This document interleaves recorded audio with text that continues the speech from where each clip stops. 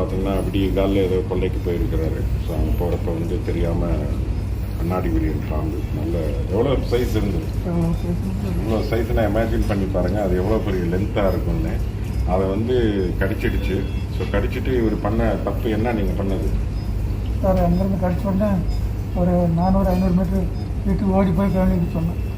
ஓடி போயிருக்கிறார். ஸோ தயவு செய்து மக்களே பாம்பு கடித்தால் கட்டாதீர்கள், கிழிக்காதீர்கள், ஓடாதீர்கள். இதை வந்து நீங்களும் ஸ்ட்ரெச் பண்ணி சொல்லணும். ஏன்னா பாம்பு கட்டினாவே அந்த விஷம் வந்து அங்கேயே தங்கி விடுகிறது. ஸோ அதனால் அதனுடைய சதையினுடைய அழிவு அதிகமாகிறது.